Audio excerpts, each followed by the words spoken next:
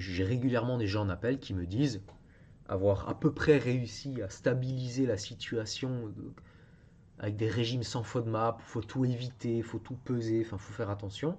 Et on se sent prêt, on se dit allez hop, je vais franchir le pas, je vais faire ma cure d'antibiotiques et là, bam, on dort plus, on peut plus rien digérer, on perd du poids, anxiété, dépression, etc. Si tu as le SIBO, si tu as une dysbiose, si tu as des ballonnements après les repas, si tu as le ventre qui gonfle, si tu as des troubles digestifs, si tu es constipé depuis longtemps et que tu n'arrives pas à te sortir de cette situation et que tu te demandes pourquoi tes problèmes sont toujours là après ta cure d'antibiotiques ou ta cure de plantes antibiotiques, eh bien cette vidéo elle est pour toi. Je vais t'expliquer pourquoi les antibiotiques, qu'ils soient chimiques ou naturels, ne suffisent pas pour régler un SIBO ou même une dysbiose de manière générale. Si c'est la première fois que tu tombes sur ma chaîne, je m'appelle Jérémy, je suis naturopathe et je suis spécialisé dans les problèmes digestifs et hépatiques. Avant de démarrer la vidéo, je vais vous lire un témoignage, donc qui est un témoignage d'une personne que j'ai suivie en accompagnement sur un mois. Donc le témoignage, d'ailleurs tous les témoignages sont disponibles dans mon document, dans un document en ligne que je vais mettre en description de cette vidéo. Donc je commence à récolter petit à petit, voilà maintenant mes témoignages pour montrer un petit peu le travail qu'on est capable de faire. Donc le témoignage est évidemment anonyme. Bonjour Jérémy, je l'ai bien reçu, merci beaucoup et désolé pour ma réponse tardive. Je vais donc poursuivre ce que nous avons initié ensemble et j'espère pouvoir revenir vers toi plus tard dans l'année pour te donner de bonnes nouvelles. En attendant, je tenais encore une fois à te remercier pour l'accompagnement, j'en suis extrêmement satisfait. Comme je te l'ai dit dans notre premier échange, j'ai été accompagné à 2 reprises par d'autres professionnels qui m'ont fait passer des caps et aider à avancer. Voilà plusieurs années que je te suis et après plusieurs mois en solo durant lesquels j'avais atteint une sorte de plateau avec des problèmes digestifs qui semblaient ne plus vouloir s'améliorer, j'ai pris la meilleure décision de mon année 2024 en te contactant. Tu m'as alors immédiatement proposé une approche nouvelle pour moi qui a porté ses fruits en moins de 10 jours.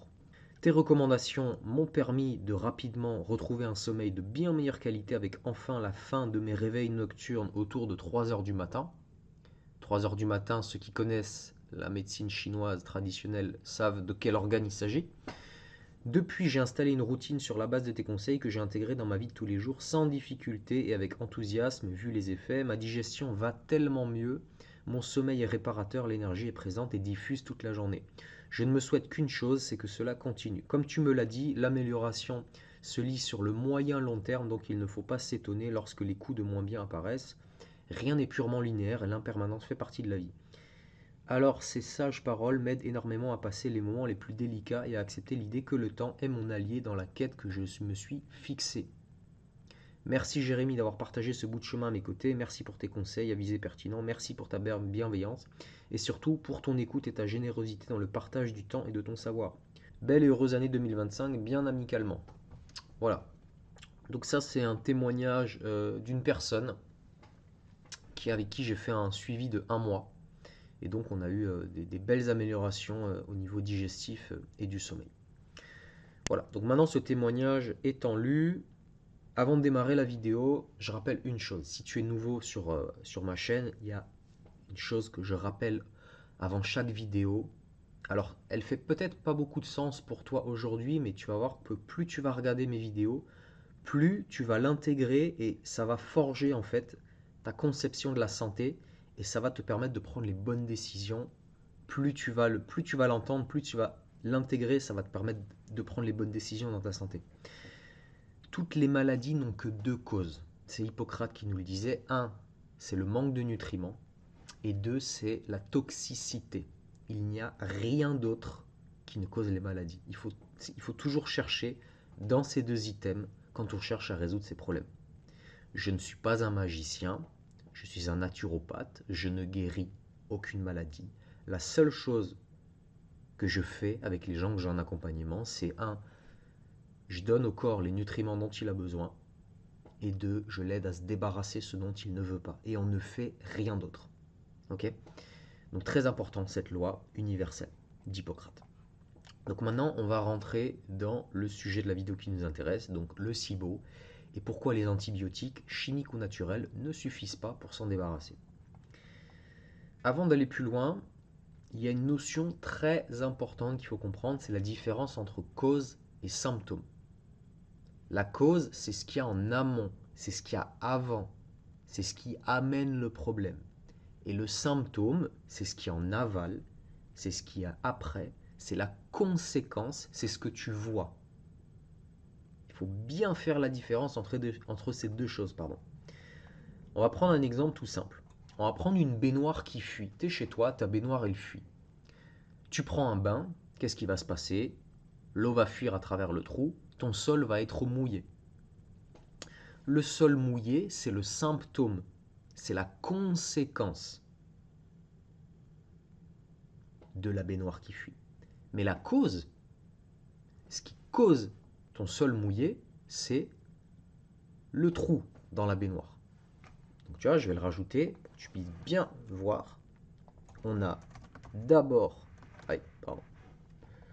on a d'abord la cause et ensuite on a le symptôme. Ok, donc là tu as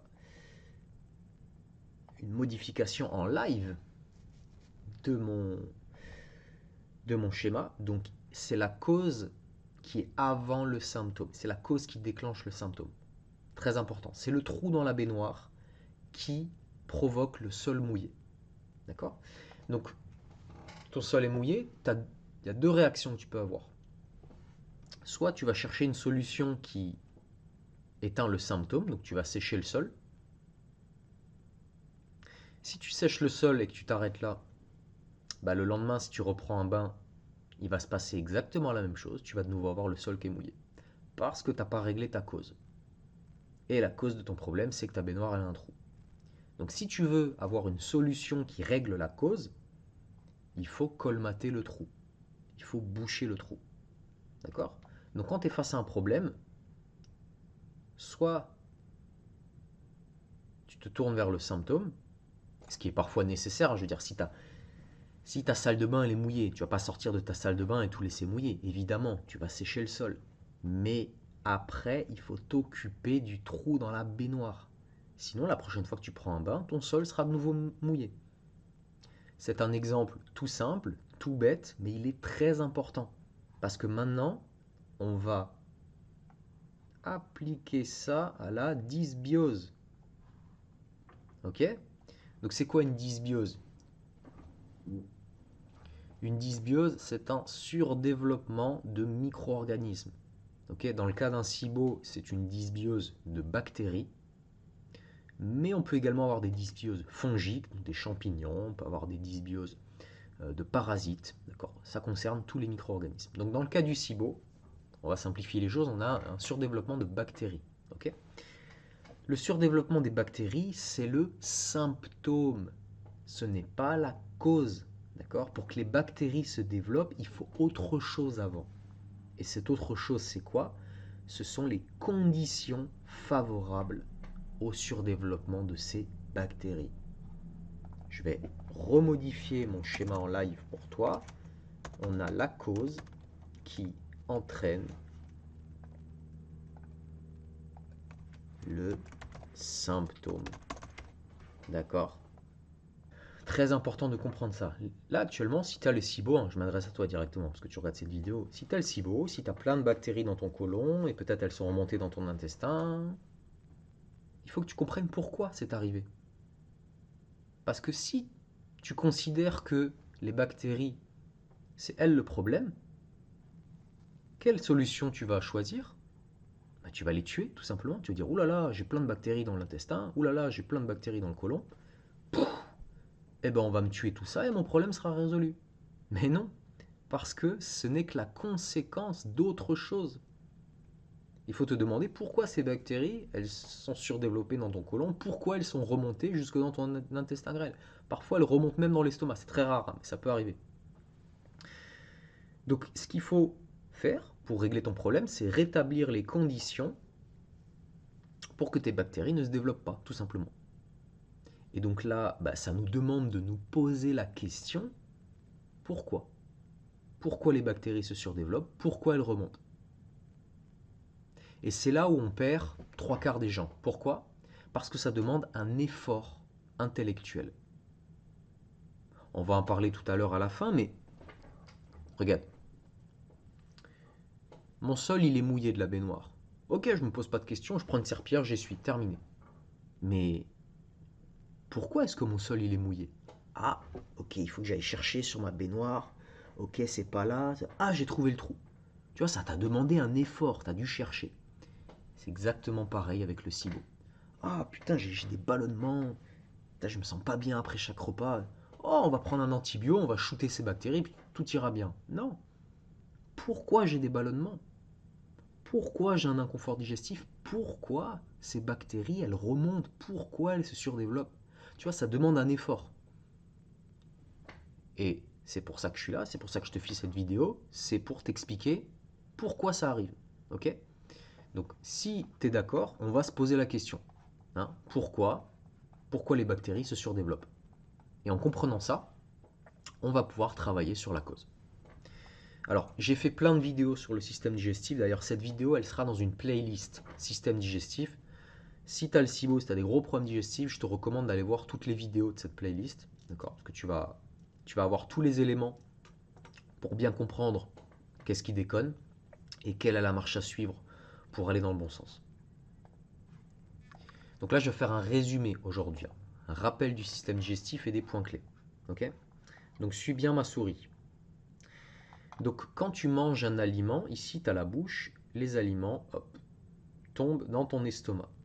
Dans ton estomac, tu vas avoir une sécrétion d'acide chlorhydrique. Cet acide chlorhydrique, il a plusieurs rôles, mais notamment un qui est de digérer les protéines. Ok? Une fois que ton bol alimentaire est prêt, il va arriver là, dans ton intestin. D'accord?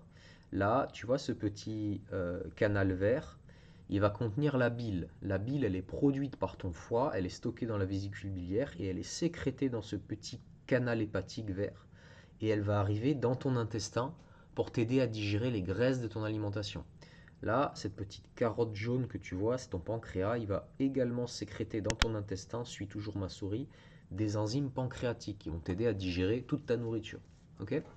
Donc là, dans tout l'intestin grêle, donc là c'est toute cette partie-là, rose clair, tu vas avoir l'assimilation de ta nourriture qui se fait. C'est-à-dire concrètement, les nutriments vont être découpés en tout petits morceaux et ils vont passer à l'intérieur de toi. Ok? Et une fois que tout ça est fait, tu as les résidus de l'alimentation qui arrivent là, dans ton côlon, qui remontent ici, qui passent là, qui descendent et qui vont ensuite à la selle. Okay? Et dans toute cette partie, dans le côlon, c'est là où tu as normalement la très grande majorité de tes bactéries. Et ces bactéries, elles vont fermenter, putréfier tout le résidu alimentaire. Elles vont également faire partie de la selle, hein, parce qu'il faut savoir que les selles, c'est à peu près la moitié, voire plus, c'est juste des cadavres de bactéries, de microbes. Et donc après, tu as ta selle qui arrive aux toilettes. Okay? Donc ça, c'est ce qui se passe dans le meilleur des mondes. Donc maintenant, regarde, on va prendre le problème à l'envers. Imaginons que là, il y a plein de bactéries. D'accord? Qu'est-ce qui pourrait faire que les bactéries, elles se surdéveloppent dans ton côlon? Essayons de réfléchir, hein, c'est le but de ces vidéos, c'est de faire de l'éducation. Une bactérie, elle a besoin de quoi pour se développer? Bah, elle a besoin de nourriture, ok? Et elle a besoin de ne pas se faire tuer. Tout simple. Donc qu'est-ce qui pourrait faire qu'elle se surdéveloppe là? Ben, que tout simplement l'intestin grêle lui apporte plus de nourriture. Ah ah. Ok. Qu'est-ce qui pourrait faire que l'intestin grêle apporte plus de nourriture dans le côlon? C'est quoi le rôle de l'intestin grêle? Ah ouais, le rôle de l'intestin grêle, c'est de digérer, de découper les grosses molécules en petites molécules et de les assimiler. Donc si l'intestin, il découpe mal les molécules et il les assimile pas bien, ben là tu vas avoir plus de nourriture qui va arriver pour les bactéries. Ok, on commence à comprendre. Donc l'intestin fait mal son boulot. Pourquoi est-ce que l'intestin ferait mal son boulot? Ah ben, on va remonter encore. Ah ben, peut-être que le pancréas, il sécrète pas suffisamment d'enzymes. Ah, peut-être que le foie, il sécrète pas suffisamment de bile. Ok, d'accord. Est-ce qu'on peut remonter encore? Eh bien, qu'est-ce qu'il y a avant l'intestin grêle? Ah, il y a l'estomac. Mais si l'estomac fait pas bien son boulot, eh bien, il va envoyer quelque chose qui est mal digéré. Ok, mais l'estomac, il reçoit sa nourriture de qui? Ah, il reçoit sa nourriture de la bouche. Et si la bouche fait pas bien son boulot, ok, l'estomac va avoir du mal. Tu comprends le raisonnement ou pas? Le raisonnement, c'est que pour que dans le côlon, il y ait beaucoup de nourriture qui arrive, il faut que l'intestin grêle, le pancréas, le foie, l'estomac et la bouche ne fassent pas bien leur travail. Tu comprends? C'est comme une machine, c'est comme une suite de machines dans une entreprise. Si tu as 5 machines les unes à la suite des autres, c'est pas que de la faute de la machine numéro 5 si le produit n'est pas bien fait. C'est peut-être que la machine numéro 1, numéro 2, numéro 3, numéro 4 n'ont pas bien fait leur boulot. Ok? Donc première raison qui font que les bactéries se surdéveloppent, c'est que les aliments sont mal digérés. Et il y a trop de nourriture qui arrive dans le côlon. Donc là, les bactéries, elles n'ont pas le choix. Elles doivent manger ce qu'il leur est proposé. Parce que sinon, cet aliment, il peut pourrir dans ton côlon. Et donc, les bactéries, elles te sauvent la vie, en fait. D'accord? Les bactéries, c'est des sortes d'éboueurs. Ok? Donc, premier élément, les bactéries se surdéveloppent parce qu'elles reçoivent trop de nourriture, parce que l'intestin, le foie, le pancréas, l'estomac et la bouche n'ont pas bien fait leur travail. Ok? Deuxième élément, je t'ai dit que les bactéries, eh bien, elles pouvaient se surdévelopper si elles n'étaient pas tuées. Hein. Si elles arrivent à manger et qu'elles n'étaient pas tuées pendant leur vie, elles se surdéveloppent plus que d'habitude. Eh bien, il faut savoir que là-dedans, dans cet organe magnifique que j'adore, qui est le foie, nous sécrétons, nous produisons une substance qui s'appelle la bile. D'accord? La bile, elle est sécrétée dans ce petit canal hépatique vert là et elle arrive dans ton intestin chaque fois que tu manges. Et donc cette bile, elle a plusieurs caractéristiques, notamment une, c'est qu'elle est antibactérienne. Tu m'as bien entendu, la bile produite par le foie, sécrétée dans ton intestin, qui va se mélanger à tout ton bol alimentaire, donc qui va passer partout et qui va passer là, partout dans le côlon jusqu'aux toilettes, c'est une substance antibactérienne. C'est-à-dire que quand elle va passer là, elle va tuer un certain nombre de bactéries et elle va faire ce qu'on appelle une régulation. Tu vois, réguler, ça veut dire garder le même ordre. C'est ni trop haut ni trop bas. C'est comme si tu as un champ, par exemple, et tu es un éleveur. Tu as un champ et tu vas mettre tes vaches dessus. Toutes les 3 semaines, tu vas les amener sur ce champ pour qu'elles broutent. Et donc toutes les 3 semaines, pendant 3 semaines, le champ va pouvoir repousser. Et puis après, les vaches vont revenir, etc. Par contre, si tu laisses le champ pendant 1 an sans mettre de vaches dessus, il va se passer quoi? Ton herbe, elle va pousser beaucoup plus. Eh bien, c'est exactement le même principe avec les bactéries du côlon. Si là, ton foie, il sécrète pas suffisamment de bile, eh bien, tes bactéries vont se surdévelopper. Parce que la bile, elle permet d'éliminer un certain nombre de bactéries à chaque prise alimentaire.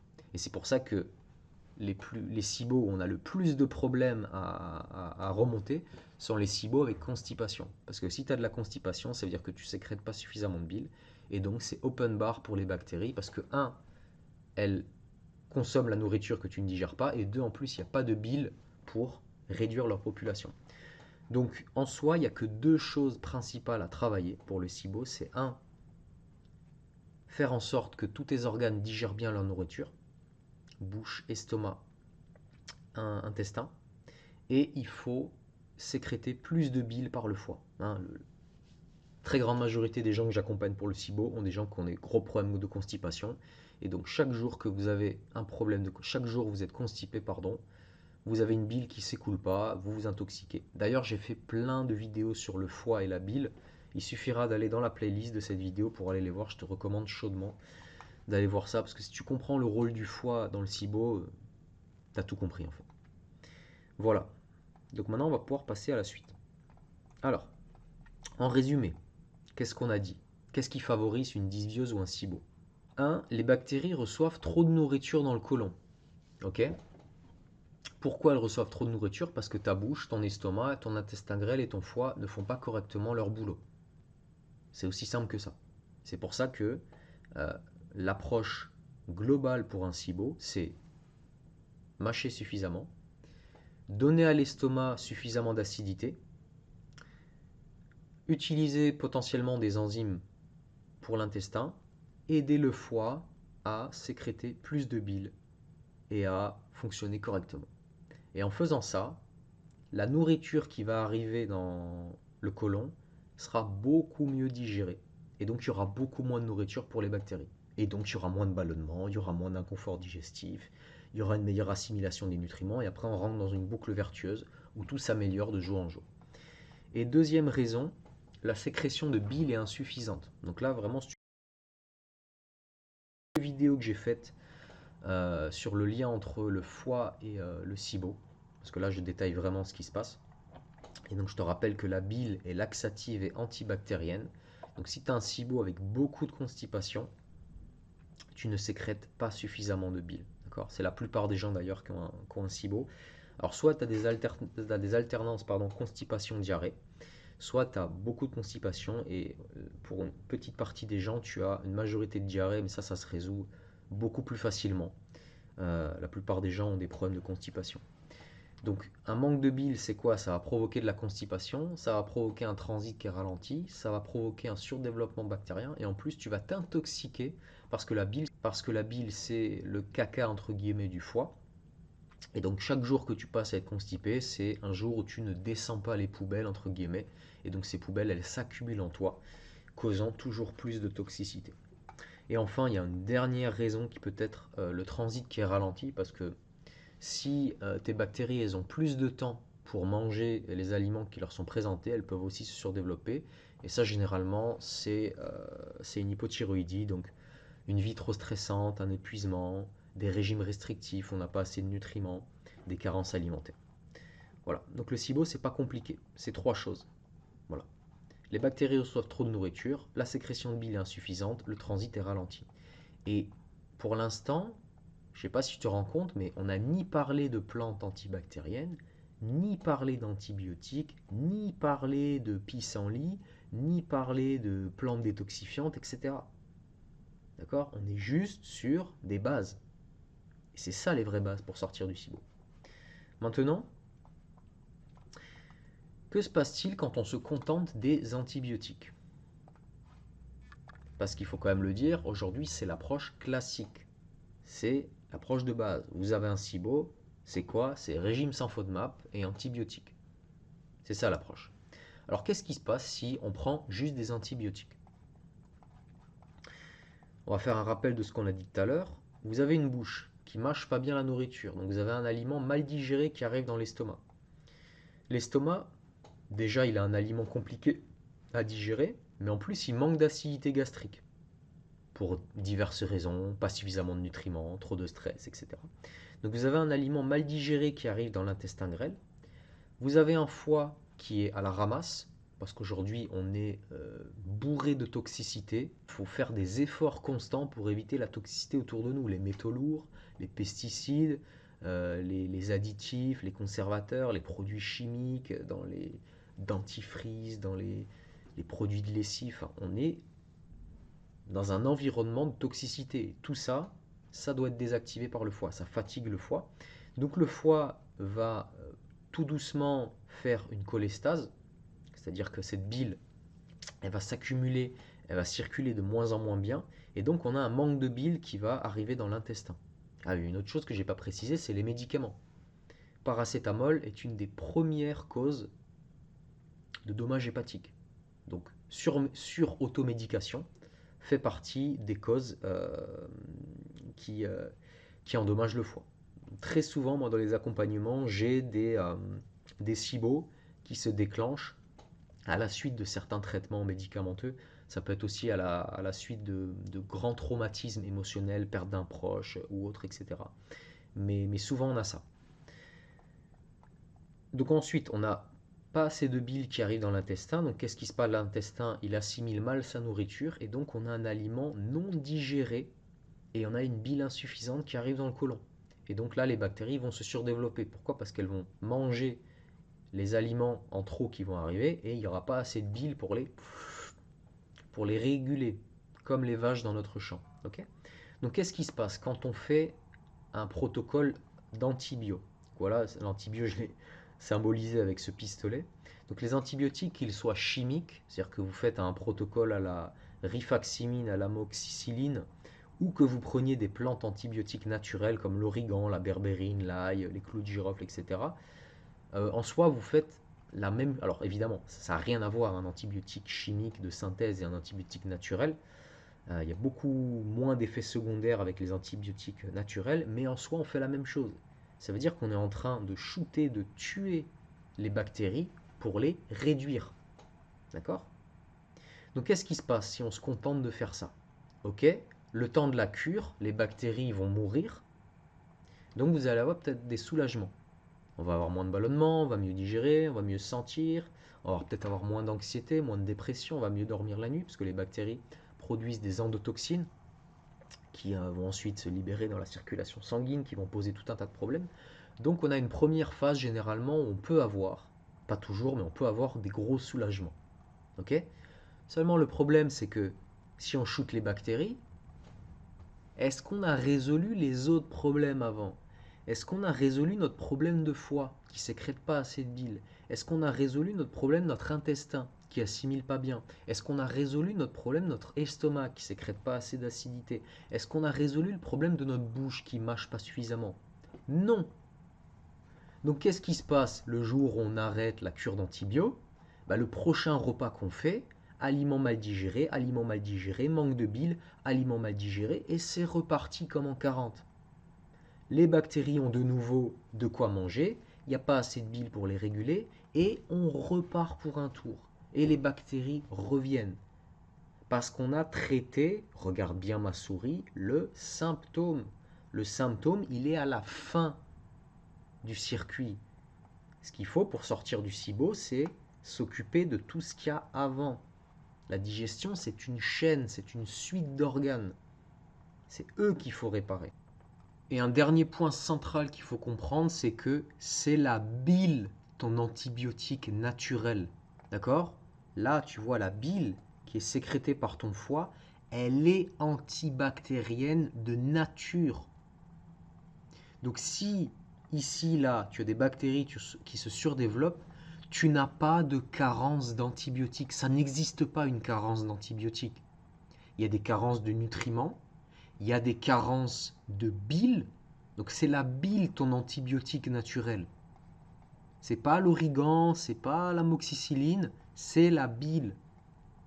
Donc tu vois, on a déjà dans notre corps tout ce qu'il faut pour que ça fonctionne bien. On a les nutriments, on a les enzymes, on a l'acidité, on a les substances antibiotiques, antibactériennes, donc tout est déjà dans notre corps. Il faut juste redonner au corps la possibilité de sécréter et de produire ces éléments. On peut pendant un certain temps utiliser ces antibiotiques, mais ces antibiotiques ne remplacent pas le manque de bile. Si tu ne règles pas ta bile qui ne circule pas bien, ton problème il reviendra toujours. Deuxième problème qui est gravissime, c'est que les antibiotiques, qu'ils soient chimiques ou naturels, sont hépatotoxiques. C'est-à-dire qu'ils endommagent le foie. Et là, je ne te demande pas de me croire sur parole, va sur des groupes Facebook consacrés au SIBO, va lire les témoignages des personnes qui font des cures d'antibiotiques et regarde ce qu'ils écrivent. J'ai rien à dire de plus. D'accord? On a des catastrophes qui se produisent. J'ai des témoignages, j'ai hésité à en mettre, mais je vais pas le faire. Mais j'ai régulièrement des gens en appel qui me disent avoir à peu près réussi à stabiliser la situation avec des régimes sans FODMAP, faut tout éviter, faut tout peser, enfin faut faire attention. Et on se sent prêt, on se dit allez hop, je vais franchir le pas, je vais faire ma cure d'antibiotiques et là, bam, on dort plus, on peut plus rien digérer, on perd du poids, anxiété, dépression, etc. Pourquoi? Parce que les antibiotiques sont hépatotoxiques. Et dans le cas d'un SIBO, on a déjà un foie qui est à la ramasse. Donc on vient rajouter une charge de travail au foie, parce que toutes ces choses-là, hein, c'est le foie qui va se charger de les désactiver. Et donc c'est pour ça que les antibiotiques ne sont pas la solution du problème. Et c'est la raison pour laquelle aujourd'hui, dans les approches classiques, on fait des cures à répétition. Pourquoi? Parce qu'on n'y arrive pas tout simplement. On est là, on shoot les bactéries, ça va mieux. Il y a d'autres personnes chez qui ça aggrave totalement la situation. Et on est obligé de le faire plusieurs fois. Jusqu'à quand? jusqu'à ce qu'il y ait un miracle et que bah, tout d'un coup ça se règle. Alors il y a des gens chez qui ça arrive, d'accord, parce que bon, l'alimentation est assez bien formulée, etc. Mais il y a plein de gens chez qui ça ne fonctionne pas. Et il y a plein de témoignages pour le confirmer. Je te laisserai chercher les témoignages de ton côté, hein. Je suis sûr que tu vas en trouver. Voilà, donc tout ça pour dire une chose, c'est que les antibiotiques peuvent soulager les symptômes, d'accord? Chez certaines personnes, on est obligé de passer par là. C'est comme, rappelle-toi l'exemple de la salle de bain. Tu vas pas sortir de ta salle de bain en laissant le sol mouillé. Quoique, il y a des gens qui pourraient le faire, mais oui, tu vas essuyer le sol, mais le lendemain, tu vas au magasin de bricolage, t'achètes quelque chose pour boucher ton trou. Voilà. Eh bien, les antibiotiques, c'est pareil. Ça peut faire partie du plan pour soulager les symptômes, mais si tu ne règles pas tout ce qu'il y a avant, ça te fait une belle jambe. Donc, ils ne règlent pas la cause à eux seuls. Ce qui règle la cause, je te l'ai dit, c'est réparer sa digestion, réparer son foie. Deuxième chose, les antibiotiques endommagent le foie. Ils sont hépatotoxiques. D'accord? Donc ça, il faut bien l'avoir en tête quand on fait un protocole. Euh, la question, c'est est-ce qu'on peut s'en sortir sans antibiotiques? Moi, je pense que oui. Je pense que oui. D'ailleurs, moi j'utilise très peu de plantes antibiotiques hein, dans mes protocoles. Si je peux ne pas en utiliser, j'en utilise pas. Mais ça, il faut le savoir. Il faut avoir conscience que quand on va faire une cure, on prend un risque. Parce qu'on va surcharger le foie de travail. Et donc maintenant, au niveau de l'état d'esprit, alors pourquoi cette solution, elle est séduisante? Cette solution du régime sans FODMAP et des antibiotiques. Premièrement, parce que c'est facile. C'est facile, on reçoit une feuille, voilà, régime sans FODMAP, vous mangez ça, vous évitez ça. Vous faites votre cure d'antibiotiques pendant 10, 15 jours, voilà. Et au bout de 3 semaines, c'est terminé, vous n'avez plus de problème. Ah ouais, ça a l'air facile. Deuxième raison, on ne doit pas remettre en question son mode de vie. Parce que c'est une vérité qui est peut-être dure à entendre, mais moi je ne suis pas là pour te brosser dans le sens du poil, je suis là pour te dire la vérité. C'est que la situation dans laquelle tu es aujourd'hui, c'est le résultat de tout ce que tu as fait avant. Alors c'est peut-être ta faute, c'est peut-être pas de ta faute, c'est pas ça la question. Il faut juste avoir à l'esprit que ce qui t'a mené au SIBO, c'est tout ce que tu as fait avant dans ta vie. Il y a des choses dont on n'est pas responsable, par exemple l'alimentation que nos parents nous ont donnée jusqu'à nos 18 ans, on n'en est pas responsable. Il y a plein de choses dont on n'est pas responsable, mais il faut avoir conscience que ce qui nous a mené aujourd'hui où on est, c'est le résultat de tout ce qu'on a fait avant. Donc forcément, si on veut sortir de cette situation, il va falloir changer des choses.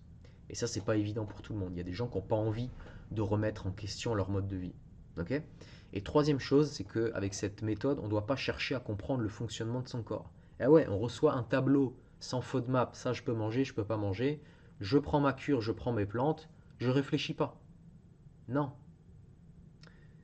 Si on veut sortir de cette situation durablement et naturellement et ne plus retomber dedans, moi c'est ce que je pense en tout cas. Après on peut ne pas être d'accord avec moi, je m'en fiche, mais il faut comprendre son corps.